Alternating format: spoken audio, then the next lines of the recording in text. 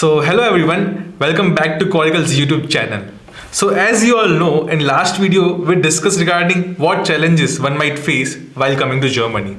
But today we are going to go a little bit deeper into this topic. Today, me and Sammy are going to discuss regarding what mental health issue one might face while staying in Germany as an international student. So, yesterday I was just casually asking Sammy regarding some issues which I was facing personally. Like, I had some exam stress because right now my exams are going on. So, I was asking Sammy that at his time when he studies, because we studied in the same university, TUHH University. So, when you had the exam stress at your time, what kind of challenges you faced and how you overcome those challenges? So can you share your views on this problem? Yeah, maybe a disclaimer at the beginning. Yeah, as you mentioned, so we decided to discuss about some serious topics, and I'm only sharing what I observed, in the last years, and it's only purely my experience. Yes. As this is a sensitive topic, I just wanted to make it clear, if the viewers find it reasonable, they can consider it. If not, don't take it very seriously. It's not a professional therapy session or anything, just sharing the experience. This is more regarding an experienced student and a fresher student talk. Yeah, I like the experienced student. Feels a bit younger. Yeah. So let's look into this exam stress you mentioned. So I think it's quite normal to have stress, or this is feeling of the pressure during an exam. Yeah. So is that something like specific that's like bothering you? Back in my days when I was studying in India, my bachelor studies, I was a 9 CGPA student. Like, I had my scores, Right. very nice scores in my bachelor studies. Mm-hmm. So, but when I came here, the CGPA system, the grading system is very different, and I don't know like what my grade matters to me for the career or not. And so I was very stressed that how much should I score, and if I score bad, then will I be eligible for my for the job perspectives and everything. So Yeah.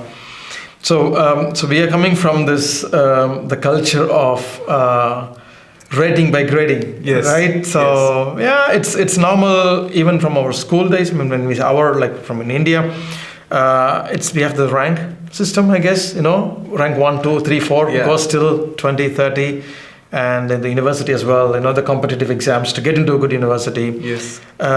It is natural that you think in this way, but as you now know, the grading system in Germany is little bit, let's say, porous. So it's not exactly like 89.9, 90.1. You have the 1.0, 1.3. Oh. Very good, average. So the below grading average. here is between 1 to 5, can I say? 1 to 5. Okay. Yes, then from 4 and above being failed, and Okay. 1.0 being the Best. best. Okay. Right? You might have already have seen that. So you fall usually under this range, like 1 to 1.7, considered really good. Mm-hmm. Well, very good, let's say, and then 1.7 or 2 plus around, good. And then, so, but then I'm looking in a bigger perspective. The grades, do matter, but in a very short period of time. Okay. Also, I think your 12th grade mattered to get into the university. Yes. Right? And the overall grade at the university Mattered to get a seat in TU Hamburg. Yeah. Right? And I think it's the same. The grades help you to get an interview or to get a selection, and the two in a very structured corporate setup. Some companies, they have structured requirements, predefined. Okay, I want students only above 2.7, or it's not about I want only 1.3 or only 1.6. It's very very rare. Some high consulting companies, they take maybe from students from this, but it's very very few. In overall, it doesn't really matter. And to be honest, I don't even remember my exact grade. We were talking, I was also telling you, I think it's 2.35. I have to look. I was about to ask you that only, like, since you also did a job and now you are a co-founder of full-fledged company, so you also had 1.1 or 1.2 the best grade, or what? I had 1.0s, but I also had 3 plus. It's a mix, right? Okay. And then some professors, they are very lenient on giving nice grades, but then some are 2.7 being the best grade one can get in one subject. Okay. That what we took. Okay. And at that time we also had the same, I need to get.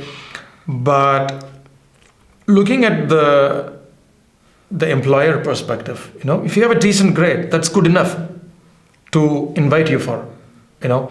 And sometimes people also stress too much about, oh shit, I missed this grade, then I need to somehow figure out to retake and so on and so on.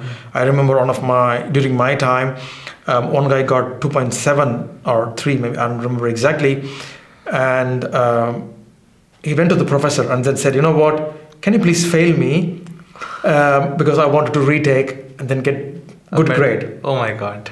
Because I was so into that. I would really want to have this 1.0 or 1.3.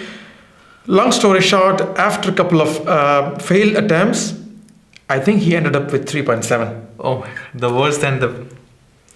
Yeah, and then the mental pain we all observed to go through, because you can retake only the next semester. Yeah. Then he got failed, and then the next semester, it's not worth it. And then you have so many subjects. And you also have limited attempts. Yeah, 3, 3 or 4, depends on what kind. So easy to tell, difficult to digest. Yeah. But the bottom line, grades mean nothing. Okay. Of course, good grades help you. For initials, it takes you to very short distance in your career. Yeah. And as I said, we don't really care about the grades here at Coracle when I'm interviewing. I look for potential. Most of the young startups and growing companies also the same. And once you gain a bit of an experience, then also the grade disappears. It's about what you know, how good you are, what's your potential, and the grades don't bring you to heights. Yeah. But being a student, it's natural to think about it, but it is also not in your control. Especially in the first semester, you are new to the system. The way the lectures we already touched about it, the challenges, I think in the previous discussion, and try your best, but don't beat yourself because the grade is, I know some students who are in the mid 2 points, they're unhappy. Because they are like you, the 9+ category, and they are like, how can I not be 1.0? It doesn't matter. My friends who even averaged 1.3 the whole degree, they also have a pretty good career. I'm having a pretty decent career as well. And then those who scored less than me, also, they managed well. So, but don't worry. The big picture. Don't stress too much on something that's very short term. The grades are still understandable, but coming from a country where I lived, the university also matters for me. If I'm in a tier 1, tier 2 or tier 3 university, my company package will be like that only. So while searching for university in Germany, I also was targeting specifically TU, and fortunately I got one also. So, but one of my friend did not got one. So will this create an issue for him in for the career life? Yeah, it's a classic discussion, about the difference between TU and FH, for example, Fachhochschule, and the universities. And but let's say I think this is a good point that you mentioned about my salary is has a huge impact on where I graduate from. Exactly. Right? In India, it was in like India. mm. In US, it's also like that. Yeah. If you are a graduate from Other Stanford, than Germany, I have heard like that only.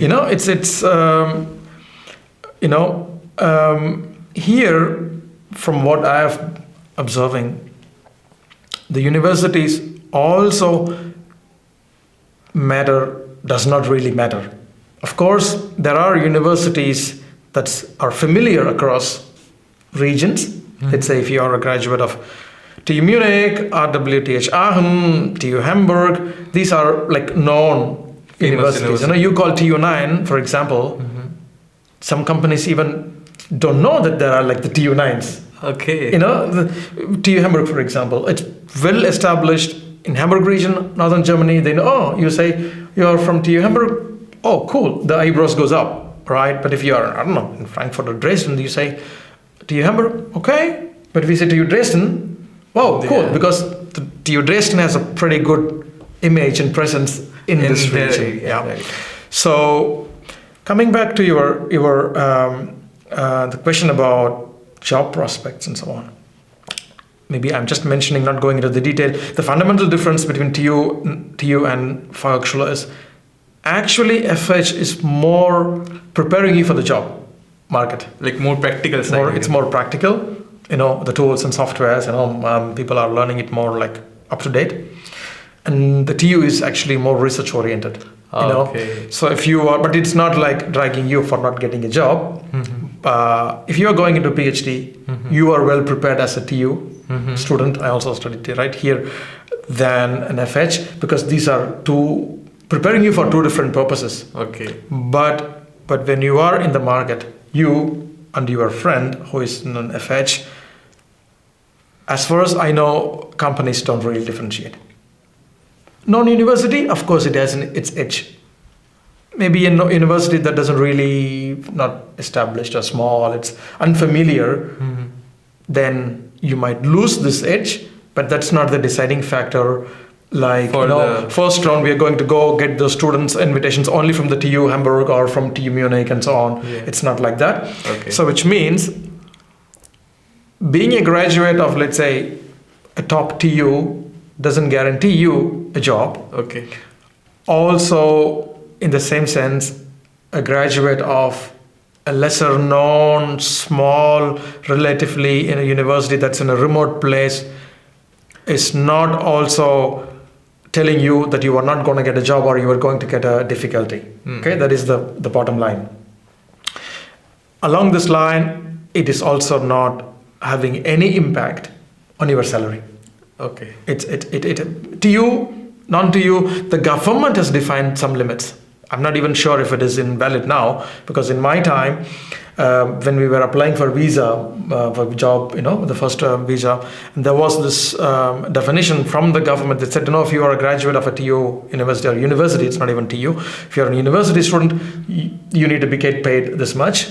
And that was a bit higher than the FH, to 2,000 euros or something like that. I'm not even sure if it is valid anymore. But the companies don't operate based on that. Okay. It's completely different. If you haven't, maybe you are from TU Hamburg or TU, you have 3 years of experience from India in a software or some tools or some industry, and I might be from a FH, prepared more for the practical tools for the market without any job experience.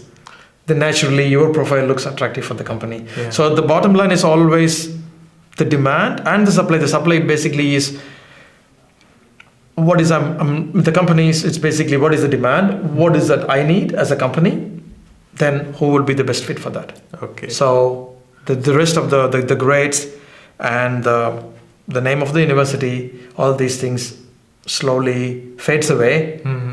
When you are fitting, when you are fitting, when your skills are more fitting, and then if I have like 5 candidates on the potential level or on the skills level all equal, then maybe these things comes into the play a little bit, but I don't think it's so strong like in India or US or other countries. But this is a very less scenario, like all have same potentials. Yes. yes. It's I would say it's negligible. Okay. Yeah. While discussing mental health issues, this grading system in university is there, but one of the biggest mental health issue we can talk about is, I guess, being in a new country, new culture. One might feel lonely, right? Like I am used to having a lot of friends in my own country, but here the everything is new for me. So what it was like for you? Yeah, as I also mentioned, I think it doesn't matter wherever you go, this feeling of loneliness you cannot avoid, Yeah. right? And I need to be careful here. What I'm telling, Mm. I think it's a little bit difficult to differentiate these. It's a lot of things going on at the same time. Yes. Right. You are outside your family, friends, comfort zone, and in a new country where the system is new, like everything is new, right? From getting an internet connection till the food, shopping, university, it's new. The language is new. Yeah. The weather is new. The culture is completely new. The way they operate here is completely. So you are dealing with a lot of things At a time. unconsciously without even some Knowing. things you realize, some things you don't realize, but you are going through a lot of things Yes, at the same yes. time Of course. without your family, Yeah. right? And the insecure feeling about what you just talked about, or the oh, I'm at the right place, this is the right university for me, will I get good grades, all these things.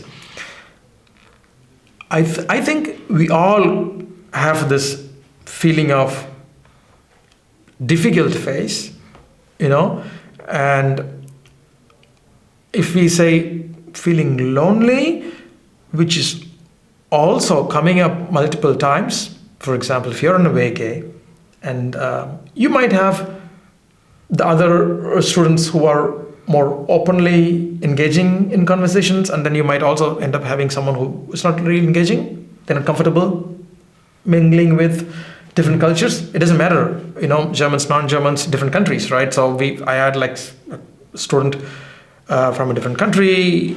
I hardly spoke with him. Okay. So in the end, like you go to the university, you're busy with some stuff, and then you come back, and then you are in your room, and then you were like, yeah, the silence. Just the silence is sometimes for students coming from India, it's a big deal. Exactly. Like when I am living in a hostel in India, like the mostly scenario is like I am sharing my room with the person who is not even living in my room. So my 15 to 20 people will be in my room the next moment I am in my hostel. So I don't have habit of living in silence. So Yeah, I think that was also for me the biggest challenge. Even the city looked empty. exactly. When I drove for the first time from the airport to the university, the train looked really empty. And it was also Sunday, it was also a little bit empty, but you have this feeling, what's wrong here? Yes. Is it because you just take some time? But the feeling of loneliness is, maybe it is good to first realize it is normal. Everyone is going through it Yeah. in one way or the other. I'm alone, you because you are alone here. Yes. So it is not that only you are going through. I think as a first step, everyone is going through this. Some are managing it, some are finding it difficult to manage, some are talking about it, some are not talking about it. I think this is how I see. And for some, it's a serious problem. They really need to take care of that. For some, it's the overwhelmingness, and then being alone makes you like tired, and then you're feeling alone. The feeling of like being lonely. Yeah. This is affecting. Everyone has to decide: is it something that is really bad? In the sense, I'm not an expert in this, but I think you can feel it. Like, is it bothering your sleep? are you like unhappy every minute of the day? Is it something serious? Then you really need to get attention, at least to talk to your friend. This is the first step. You really need to talk to your friend. Or going to a counselor also helps maybe. It helps. It's not, in some cultures it's also like a taboo topic. Yeah. But I have seen. I mean, I've been engaging with also through the associations. The umbrella student associations, and we have seen some cases. But mostly, if you have someone to talk to, it really helps. Right. Because then the other person will also say, "I'm also going through this." It's there is nothing shame in talking about it, because it's very normal. Yeah. But if it is really bothering you, it is better to talk to someone, and then you can also seek out the professional help.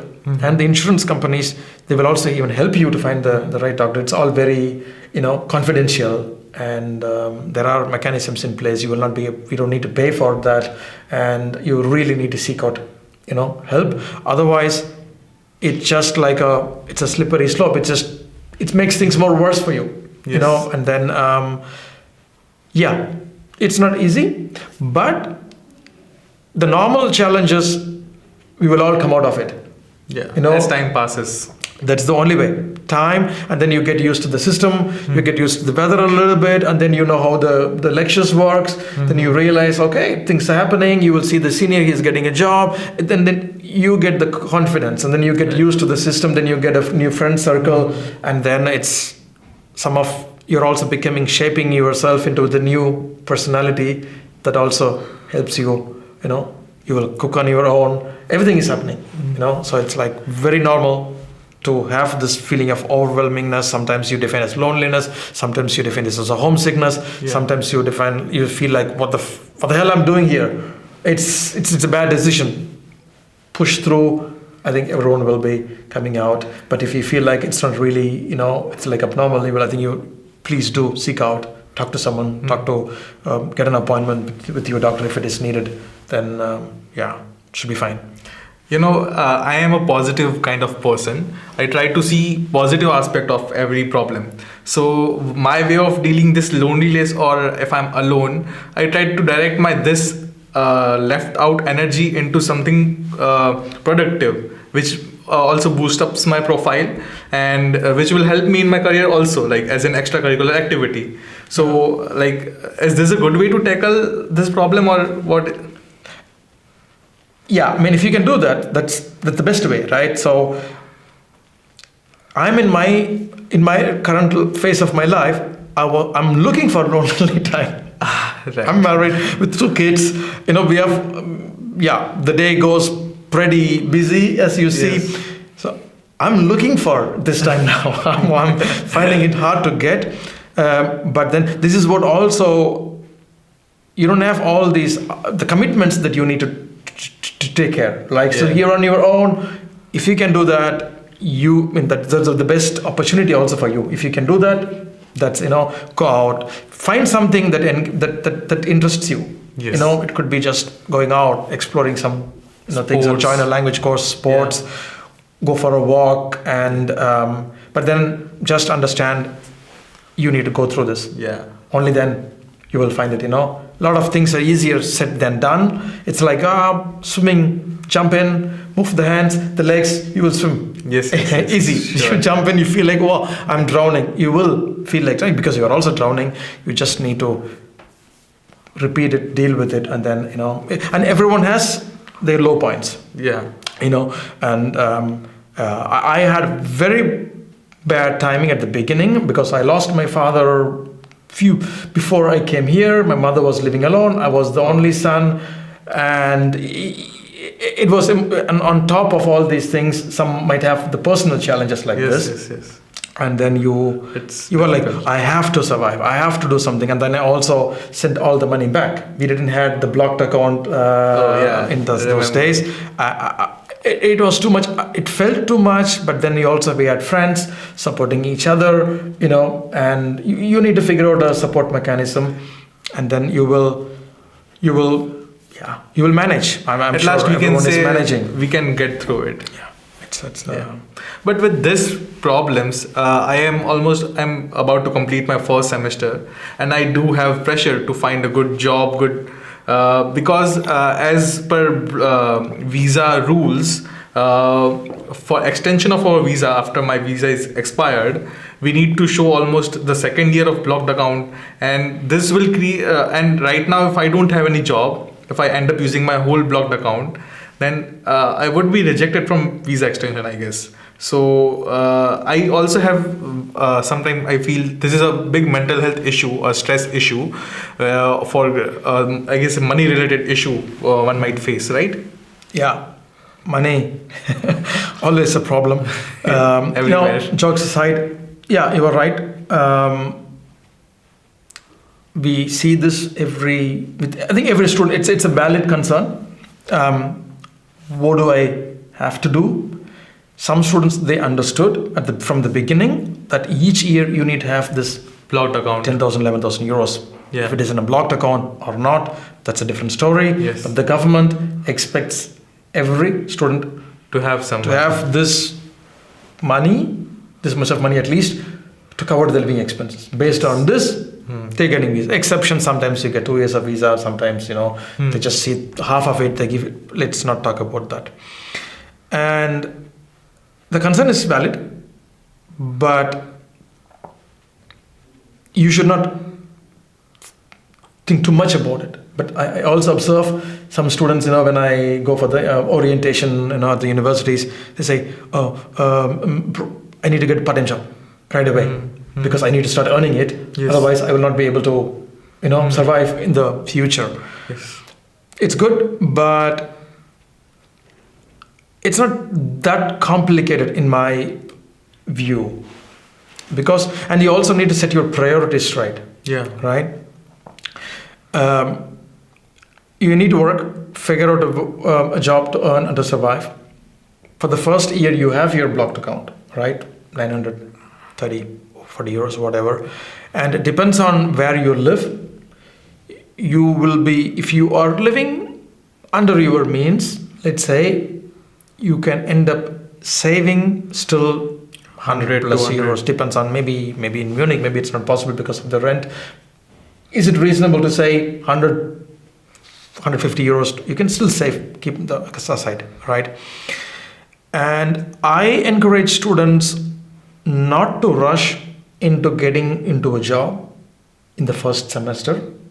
I'm just preaching it wherever I go, but students are still working because you're working also with us. It's okay, but there are three things, right? One is the grades, which we also spoke. It's not so important, but still it is important. If you wanted to have a good grade, the first semester grades has a huge impact in your overall, because average. Mathematically the first helps because of the later, thesis does not really have a big impact. And you need money. Yes. Right? And if you're having a part-time job in the second semester, let's say, working 20 hours a week, you're earning around 1,000 plus euros, still you have your blocked account. Yes. So whatever you earn in your second semester comes around 6,000 euros. You have your 100 euros saved, comes around 6,000-7,000 euros, and you will still have your, in a ideal case, you still have your job, part-time job, which you started. And okay, so this is one way of thinking. But then you could think, but what if I'm not getting a job? Okay. Better to get now than later, right? If you try to do everything, as I also mentioned, the pressure of having a lot of things at once. I always say don't chew more than, don't bite more than you can chew. Right. But you're already having mouth full. Yeah. And you wanted to have a part-time job right away. And you might end up not having a job in a company setup that is not physically demanding. Your job here at Coracle is different than if you're working on a delivery or in a warehouse. Yeah. Right. And you need to also deal with the new structure of the universities and the grades. You need to focus on the course as well. So if you take step by step, you get a first good landing, get a grip on the system, get a grip on the university structure, and you already cover half of your subjects or 1/3 of your subjects, then you get a little bit more confidence, you know how the system works. Yes. Then you can play within the system more easily. Then you can then you are also not under the pressure of taking any job that you get. Right. You can still keep looking for the good ones that fits your career for the future. Which and can then- help me in future. in the future as well. It's not only about the money, because my part-time job in Philips, which I got it very late, helped me for my internship with Philips. That helped me for my thesis. So it is not only about the money that you earn from the part-time job It's about today, time it's about and- building the foundation Yes. or opening the doors or preparing yourself for the future as well. And if you put yourself under the pressure to get right now, then you might end up with something. But once you are into a job that's physically demanding, then you are very tired. Then you are into this vicious cycle Right. that you are not really stepping back and then looking for something because you don't even have time to think. You are tired and you sleep, you go to the lectures and so on and so on. So It's not value. yeah, it's not value. And then you also need to set the priority. You know, the money, worst case, you can still borrow from a bank friend. or from family members, but the grades and all this knowledge that the struggle to Cannot not be to collect, borrowed. it's you can borrow it, right? And if you get a good job and then all these things, it's like gone in a month or two. You can just like earn, and then it's not worth fighting everything at the once. You cannot go and win 2 battles at once. You need to pick your battle. Yes. You know, for the first semester, don't worry too much about the money. You know, it is good to have a thinking. I need to plan for it, but that should not be the primary driving force, because I see students having physical jobs. I think you can relate more than me. Struggling with the course, struggling physically, mentally they are drained, physically they are drained. They're not able to focus on the studies. Yes. It's not helping. This 500, 600, 800 It's euros not that worth it. it's not worth it. And the money, you will find a way. Yeah. You will find a way. I mean, find me someone who visa got rejected because they don't had money and then they return back home. You will not find. You will find a way, but show me someone who messed up the first 2 semesters, picked up and then came out well in the second and the third and the fourth semester. Very difficult. It's difficult. Because you have your thesis and it's pretty difficult. And so my honest view on it is don't plan too much on that money part, and also don't worry about it, and please don't rush and getting into something immediately because your friend is working somewhere. You got something. Take your time, look for something that will be good for your career as well. So you are building something as a foundation for your it's usually the connections in the industries that gets you the job, and these experiences matter most than For part-time jobs, full-time jobs. full-time jobs as well, because you're working in a company setup, and this is also for you exposing yourself into a corporate. For a lot of students, it's the first experience in any company. First time It matters, jobs. yeah. Everything matters, and you need to look at the bigger picture. Yeah, correct. So try to do that. Don't plan everything around this thinking, and don't get stressed up and then about all these things. Already we talk about a lot of these things. Exactly. If someone can deal with all these things mentally, it's even overwhelming for us to talk about Yes. these things. It's It's almost like we haven't even covered the half of the issues one might face as mental health issues one might face. So, but it's been it's more than half an hour discussion regarding this. So, I guess it's better to talk about more issues in the next part. Of course. I'm sure we've only touched and scratched on the surface on the few things. Right. And but we need to pull it through. I hope these kind of discussions at least help some of the students who might be watching to get a perspective. And if it helps, we are more than happy, and I'm more than happy to share. Whatever. Thank you for sharing like your views on this, because your views matters to us, because you have already gone through us, and it gives us a guided picture at how we can follow it. So thank you for sharing. And please share your views on the comment section also, because from that we can understand what next we can discuss about, because this is a sensitive topic to discuss, and your views also matters to us.